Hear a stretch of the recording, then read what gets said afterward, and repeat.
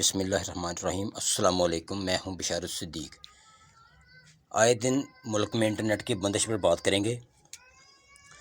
کوئی بھی حکومت نوکریاں دینے کے جتنے بھی وعدے کر لے، سن 2000 سے پہلے پیدا ہونے والے تو اس وعدہ گیر جھانسے میں آ جاتے تھے، مگر 21ویں صدی میں ہوش سنبھالنے والی پیڑھی اچھے سے جانتی ہے کہ ایسا کچھ نہیں ہونے والا۔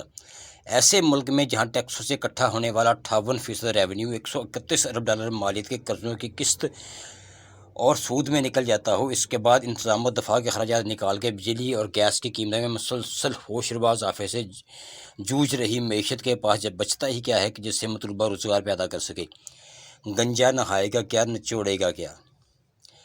سرکار تو خود ایک ہی بندے کی جگہ 4 چال پال رہی ہے، ایک پرچی پر، 2 پیسے پر اور ایک کسی نہ کسی کوٹے پر، جبکہ دودھ دینے والی کرسیوں پر حاضر اور ریٹائرڈ ڈائنوسار اکڑو بیٹھے ہیں۔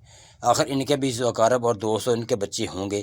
اس لوٹ سیل کے بعد بھی جو اسامیاں بچ جائیں وہ میرٹ پر یقین رکھنے والے مورکھوں کے لیے ہیں۔ ہمت ہے تو اٹھا لو۔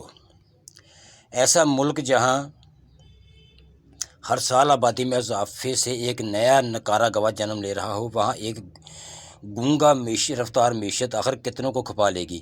وہ تو بلا ہو موبائل فون اور ایپس کے بل پر چلنے والی ڈیجیٹل معیشت کا، جس نے لاکھوں نوجوانوں کا برہم رکھ لیا ہے۔ اس وقت آن لائن فری لانسنگ سے 8 لاکھ کے لگ بھگ پاکستانی شہری وابستہ ہیں۔ اس سے کہیں زیادہ تعداد میں وہ نوجوان جو نسبتاً کم پڑھے لکھے ہیں، موبائل ایپس یا social media platform YouTube, Facebook, Instagram, TikTok وغیرہ کے بل پر 2 وقت کے نان کا آسرا پیدا کرنے کی کوشش میں لگے پڑے ہیں۔ بھلے کیب سروس ہو یا فوڈ ڈیلیوری یا کوریئر سروس یا پھر آن لائن ٹرانزیکشن کے چھوٹے چھوٹے کھوکھے، یا پھر سوشل میڈیا پلیٹ فارمز کے ذریعے کپڑوں، جولری اور پھل سبزی سمیت کم سرمایہ کاری والے آئٹم کی خرید و فروخت، یہ سب کا سب انٹرنیٹ کنیکشن سے جڑا ہوا ہے۔ ریاست ایک طرف تو اپنے تئیں ڈیجیٹل معیشت کی سب سے بڑی وکیل ہے، مگر انٹرنیٹ کی گردن پر بھی اسی کا آہنی ہاتھ دھرا ہے۔ جب بھی سرکار یا کسی بالائے سرکار ادارے کو امن و امان یا سیاست سے جڑا چھوٹا بڑا خطرہ یا کوئی سکینڈل اچھلنے کا خدشہ محسوس ہوتا ہے، پہلا ہاتھ انٹرنیٹ سروسز اور سوشل میڈیا پلیٹ فارمز کے گلے پر جاتا ہے۔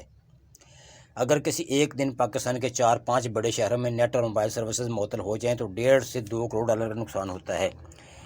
پورے ملک میں کئی دن تک بودے جواز بنا کے نیٹ سروسز معطل ہوں تو سوچئے لاکھوں لوگوں کے معاشی نقصان کا حجم کیا ہوگا۔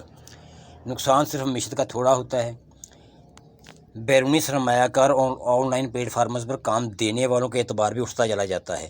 اس تناظر میں سوچئے کہ اگر پچھلے سال 6 بار انٹرنیٹ کی بڑے پیمانے پر کمی، معطلی اور درجنوں بار چھوٹی چھوٹی رکاوٹیں، اور اس سال کے پہلے 2 ماہ میں 4 بار یہی عمل دہرایا جائے تو ڈیجیٹل دہاڑی داروں اور انہیں اندرون بیرون ملک سے کام دینے والوں پر کیا بیتتی ہوگی۔ ویسے بھی بکثرت انٹرنیٹ سروسز معطل یا محدود کرنے والے ممالک کی فہرست میں پاکستان ماشاءاللہ اس وقت تیسرے پائیدان تک تو پہنچ ہی گیا ہے۔ ان حالات میں بھی اگر Pakistan on line free lancing work کی عالمی فہرست میں اپنی جوان نسل کے طفیل چوتھے پائیدان پر قدم جمائے ہوئے ہے تو سوائے معجزے کے سے اور کیا کہا جا سکتا ہے۔ اگرچہ ڈیجیٹل ٹیکنالوجی اس نہج پر آ چکی ہے کہ حکومتیں پوری نیٹ سروس معطل کرنے کی بجائے سرجیکل سٹرائک کا ہتھیار استعمال کرتی ہیں، مگر ہمارے ہاں انٹرنیٹ ٹریفک کنٹرول یا معطل کرنے کے پیچھے بھی وہی ذہنیت ہے جو کسی ناپسندیدہ صورتحال سے نمٹنے کے لیے قانون نافذ کرنے والے اداروں کی ہے، یعنی سڑک پر 2 ضبط شدہ ٹرک آڑے ترچھے کھڑے کر دو، حتیٰ کہ ایمبولینس کے گزرنے کی جگہ بھی نہ بچے، لو جی مسئلہ تو گیا حل ہو، بھلے ہی لاکھوں شہری جائیں بھاڑ میں۔ عام طور پر سمجھا جاتا ہے کہ انٹرنیٹ کی بحالی اور معطلی کے اقدامات پاکستان ٹیلی کمیونیکیشن اتھارٹی وزارت داخلہ کے کہنے پر کرتی ہے، مگر